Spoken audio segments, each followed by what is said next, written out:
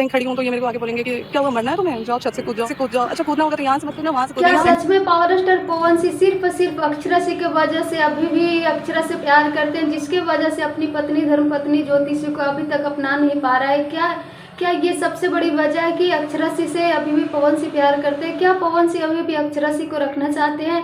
जो पवन सिंह अपनी पत्नी ज्योति सिंह, जो कि ज्योति सिंह में कुछ भी कमी नहीं है, फिर भी हजार कमियां निकालते हैं ज्योति सिंह में। पवन सिंह का ये है वो है, जो कि अभी देख सकते हैं कि ज्योति भाभी कितना ज़्यादा मतलब अच्छा काम कर रही है और उनके लिए हमेशा उनके सपोर्ट में खड़ी रहती है, फिर भी इतनी अच्छी बात को कौन ठुकराता है। नमस्कार दोस्तों, राधे राधे। आई होप आप सब लोग अच्छे होंगे, मस्त होंगे, स्वस्थ होंगे। अगर चैनल पर नए आए हैं तो चैनल सब्सक्राइब करके एक प्यारा सा लाइक कमेंट जरूर करें। अभी देख सकते हैं कि ज्योति भाभी और पवन सिंह अक्षरा तीनों के लेकर के बहुत ही ज़्यादा विवाद चल रही है।